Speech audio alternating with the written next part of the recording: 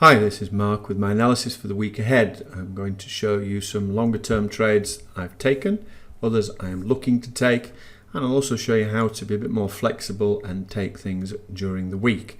Now, as ever, you need to pay attention closely to the news calendar, and this is Forex Factories that I use.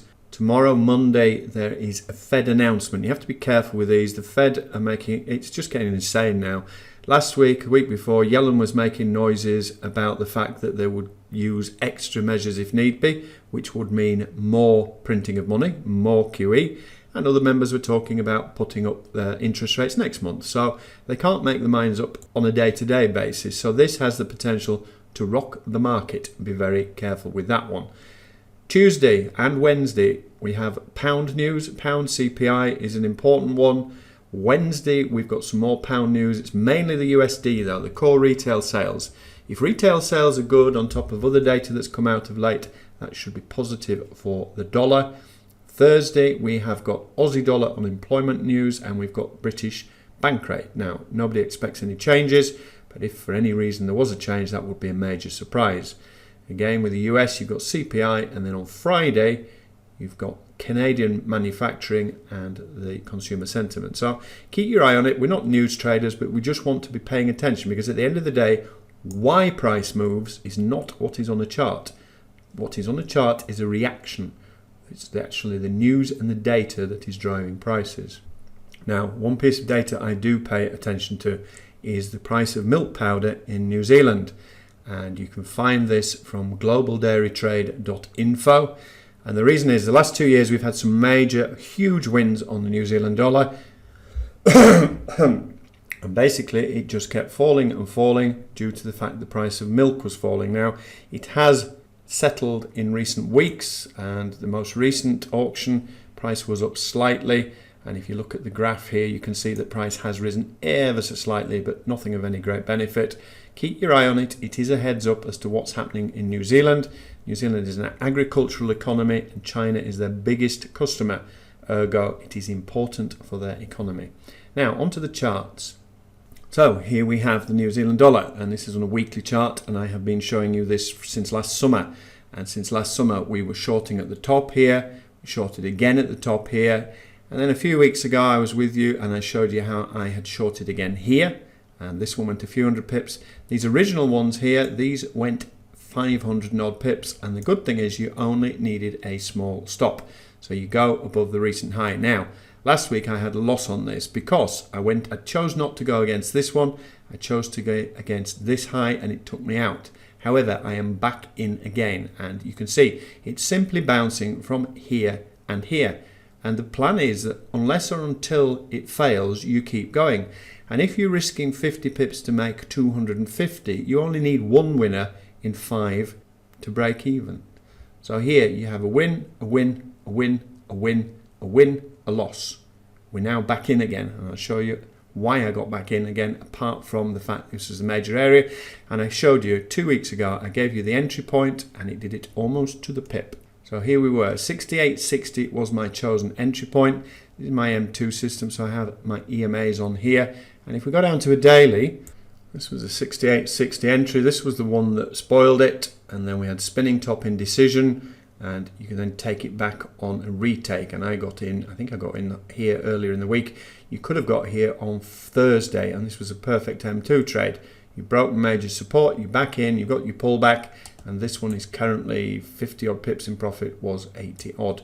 Now, this is a thing about being flexible when you're trading. So we are looking at the overall picture, and the overall picture I've just shown you, I am looking to take longs at the bottom and shorts at the top. However, this is a daily chart, and I've now put on channel lines, and this could well be the start of a major move. So how the heck do you play this one? Well, my first goal, I'm going to keep shorting at 68.60 as per the plan. However, if it breaks and closes above, then I have to start thinking about going long on this pair. So for me, that is the crucial line in the sand. What I would actually wait for is a close above 6,900, because you've got the recent high here where it closed, and 6,900 is clearly an area. I mean, that will be the stop for the short again if we get back in on this trade. But if it clears 6,900, then I'm going to start looking for a pullback with a view to a long. I'm also going to think about getting out down here of my short. because this trend line now could be about to start to take place. So on this one pair, there are multiple options here what you could do. You may just stick with the original plan. Just short at the top, long at the bottom. If you're going to trade weekly, walk away, job done. If you're going to trade this intraday and you were only allowed to trade one pair, then the areas here of interest are this point here, clearly because it is now becoming a trend line.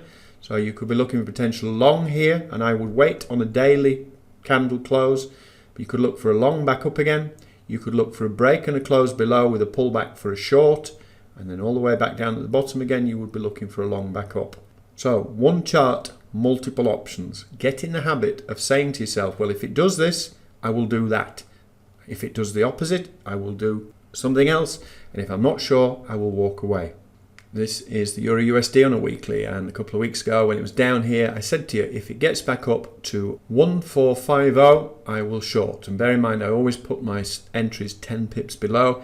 Did it to the pip almost. And this was from down here. This was people saying, oh, it's too far away. Well, it didn't. It went up, it came in, fingers in the fire, back down. Why is it doing it? It's on a major area of resistance. The ECB are printing money like a madman, so there's no way they can allow their currency to get stronger anyway. So technically and fundamentally, at this moment in time, I am only interested to short this pair. If this was to break and close above, because of the aforementioned fundamentals, I would still only be interested to short. However, if you were wanting to trade this, you would wait for a break and a close, pull back and a long. Bear in mind, this is on a weekly chart.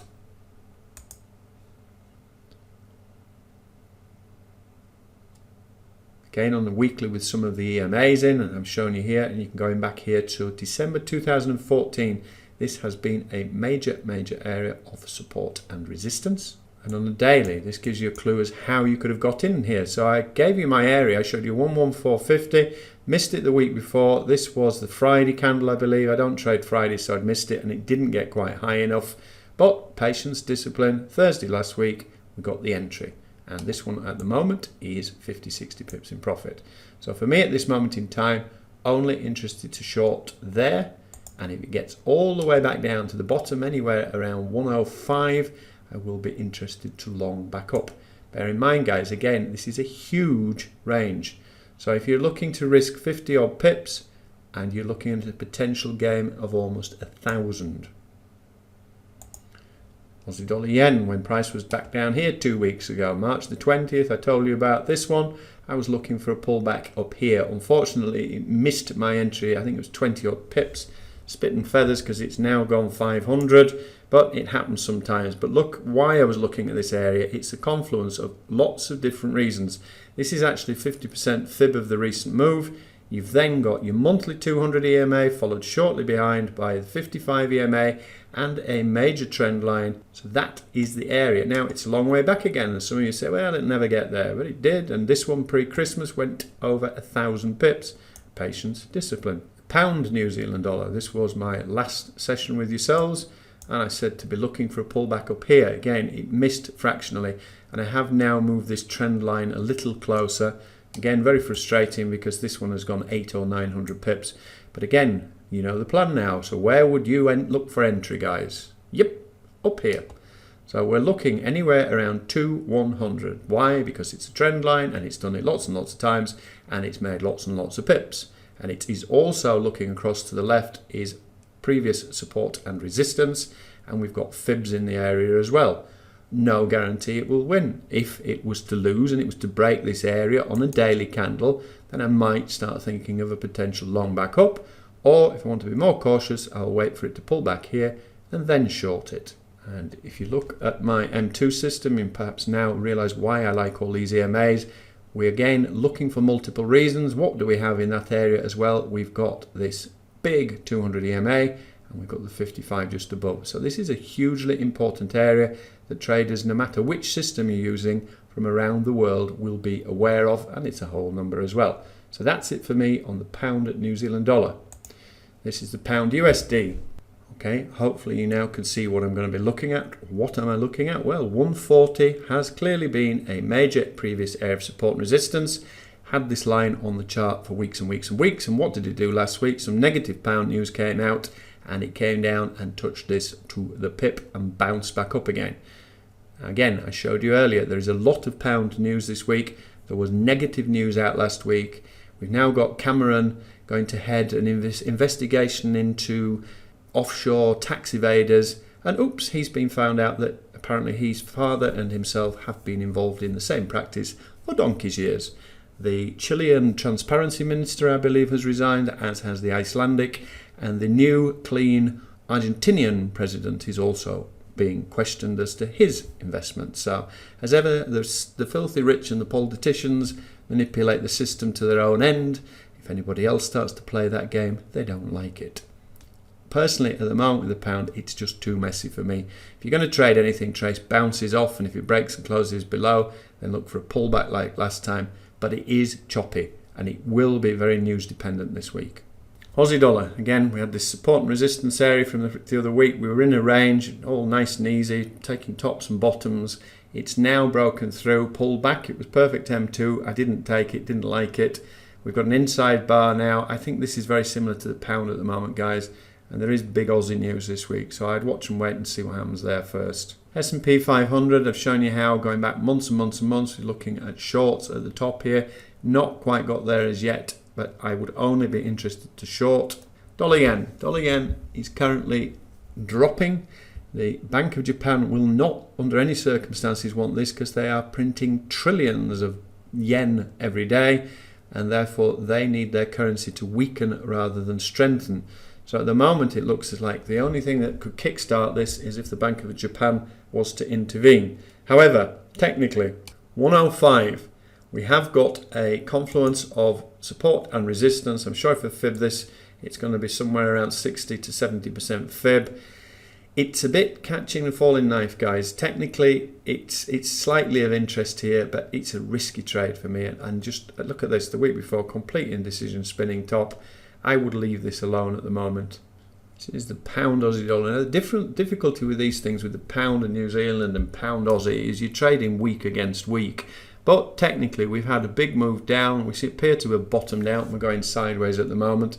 Again, it's one of those for the longer term. If it gets up anywhere around 192.50, even from 191.80 onwards, but anywhere in this area, then I would be interested to short this pair. USD Singapore dollar, this was easy. We had 2 years of this. It was in a channel of 1,000 and odd pips, and it only needed 50 pip stop, so it was awesome. And then the other week it started to get messy. I think I had a loss here, a win here, a loss there. It then fell down, and as I was showing you, I think a month ago, once it's gone through here, you look for a pullback and a drop. It is in no man's land at the moment, technically. However, you can see how price is ranging at the moment here on a daily chart. Would be interested to short anywhere around 137.60. Once again, we have confluence, we have 50% fib, we've got the EMAs which are rolling over, we've had a 55 cross through the 200, and price at this moment in time is pointing down. So I will be interested temporarily to short the USD against the Singapore dollar. One thing that may be in our favour in terms of possible ride back up, this is MACD divergence, and if you're not familiar with this, you can see here that this low here is lower than that low there, which should be reflected in MACD, but we have got a higher low here, and therefore that is a clue that price is going to go back up again, and we could also start putting trend lines on here as well. So those are the ones of interest for the week ahead. Lots of new exciting things coming for you here on Forex Mentor Pro over the next few weeks. We're going to update the website first, and we're going to also be sending out a questionnaire for things that you would like. If there's anything new that you would like to see us add to the site and the service, then drop me an email. Send it to my contact@forexmentorpro.com. Okay, have a great week. Catch you later.